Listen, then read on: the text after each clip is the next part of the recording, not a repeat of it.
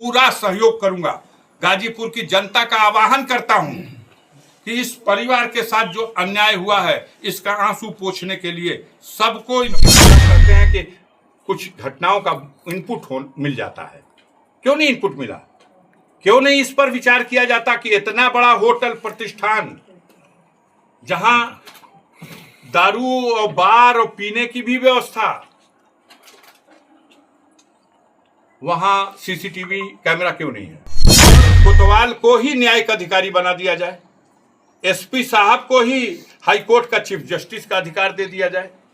यही लोग तय कर दे कि किसके पैर में गोली मारनी है, किसको छाती में गोली मारनी है, इसकी भी सजा हो सकती थी।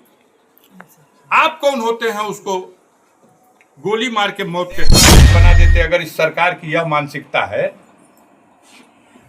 कि कोतवाल साहब और एसपी साहब ही तय कर देंगे कि किसको क्या सजा दी जाए, आप एक कानून बनवाइए, संसद में बनाइए, विधानसभा में बना दीजिए कि उत्तर प्रदेश में न्यायपालिका की जिम्मेदारियों से मुक्त कर दिया जाए और कोतवाल को ही न्यायिक अधिकारी बना दिया जाए, एसपी साहब को ही हाईकोर्ट का चीफ जस्टिस का अधिकार दे दिया जाए। यही लोग तय कर दे कि किसके पैर में गोली मारनी है, किसको छाती में गोली मारनी है। यहां जो ढेलवास की घटना हुई इसका इनपुट क्यों नहीं मिला था पुलिस को? क्या कर रही थी यहाँ की सीआईडी और एलआईओ? जो होटल पे मर्डर हुआ उसका इनपुट क्यों नहीं मिल रहा था पुलिस को? यहाँ किसी भी समय इस तरह की घटना हो सकती है। कप्तान साहब कहते हैं कि कुछ घटनाओं का इनपुट मिल जाता है। क्यों नहीं इनपुट मिला? क्यों नहीं इस पर विचार किया जाता कि इतना बड़ा होटल प्रतिष्ठान जहां दारू और बार और पीने की भी व्यवस्था, वहां सीसीटीवी कैमरा क्यों नहीं है? पूरे गांव में गरीबों का आरोप है कि 12 बजे रात तक और उसके बाद तक होटल के ऊपर तमाम तरह के आरोप लग रहे हैं। स्कूलों में, व्यापारिक प्रतिष्ठानों पर, बाजारों में, चौराहों पर, हर जगह सीसीटीवी लगे हुए हैं। आखिर ये चमत्कार ही है कि जहां बार भी है वहां सीसीटीवी फुटेज नहीं है। क्यों नहीं है? उससे पता चलता कि ये कमलेश बिन उस घटना में शामिल था कि नहीं, और भी था कि नहीं। अब एक नया नाम आ गया, कटरा गैंग। यहाँ तो गाजीपुर में, पूर्वांचल में, पूरे उत्तर प्रदेश में एक ही हत्या, लखनऊ में हत्या, हर जगह अपराध की बाढ़ आ गई है। अब पुलिस बस एक वो बना लिया है कि हम मुठभेड़ में मार देंगे। तो ये जज लोग काहे लिए बैठे हुए हैं भाई? इन लोगों को दे दीजिए पेंशन, कानून बना दीजिए।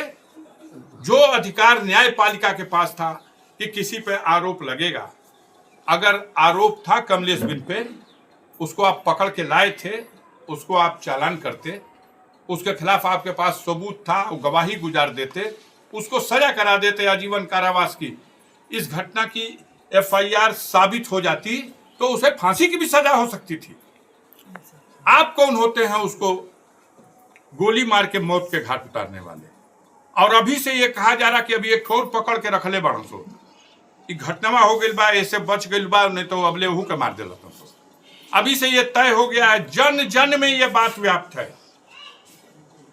कि यह लोग जिस घटना में इस तरह का थोड़ा प्रोपेगेंडा हो जाएगा, मीडिया के भाई हमारे उस मामले को उछाल देंगे, तो अपना इकबाल बचाने के लिए पुलिस के पास बस यही है, या तो बुलडोजर लगा के घर गिरा देंगे या उसको गोली से मार देंगे। आजाद भारत के लोकतंत्र की व्यवस्था में, बाबा साहब भीमराव अंबेडकर के संविधान में इसका अधिकार किसी को नहीं है कि वो किसी की जान इस तरह से ले ले। मैं इस घटना की घोर निंदा करता हूं और इस घटना की जांच कराने के लिए मैं परिजनों के साथ खड़ा हूं और पूरा सहयोग करूंगा। गाजीपुर की जनता का आह्वान करता हूं कि इस परिवार के साथ जो अन्याय हुआ है इसका आंसू पोंछने के लिए सबको इनकी मदद करनी चाहिए, इनका हौसला बढ़ाना चाहिए, इनको तन मन धन से और नैतिक समर्थन देना चाहिए। किसी के घर के किसी भी व्यक्ति को कोई भी आरोप लगा देगा, आप उसको गोली से उड़ा देंगे। उच्च न्यायालय इलाहाबाद के जज ने ये कहा है, मालूम किसके लिए कहा है? संजय प्रसाद जी के लिए कहा है, जो माननीय मुख्यमंत्री के माने उनके काम को संभालने वाला सबसे नंबर 1 जिम्मेदार व्यक्ति है, जो गृह विभाग का मालिक है, उसी के लिए बात कही गई। मनमाना गैंगस्टर लगाना, अदालतों का आदेश न मानना। जिले में बैठे हुए अधिकारी कुछ देर तक तो कोशिश करते हैं कि कुछ संभल के कार्रवाई हो, लेकिन ऊपर से ऐसे हथौड़ा बजाया जाता है कि जैसे लगता है कि जिले के अधिकारियों ने अपनी मानसिकता ही गुलामी की मानसिकता बना ली। सौगंध इन्होंने खाई है उस संविधान की, लेकिन वही बात आज हाईकोर्ट ने कही है कि संविधान के प्रति, कानून के प्रति वफादारी न होकर के सत्ताधारी दल का, उसकी इच्छा का सम्मान किया जा रहा, और बहुत ही निंदा करते हुए और आर्डर भी पास किया है और उनके लिए लिख दिया कि ये भविष्य में भी कभी इनको कोई जिम्मेदारी का पद दिया जाए कि न दिया जाए। अफसोस की बात है, कई अधिकारी लखनऊ में बैठे हुए हैं जो कई साल पहले रिटायर हो गए, लेकिन हुक्म के गुलाम हैं, इसलिए आज भी सत्ता के गलियारों में बैठ करके जिलों में बैठे हुए अधिकारियों से वसूली भी कर रहे हैं और मनमानी भी करा रहे हैं। धन्यवाद।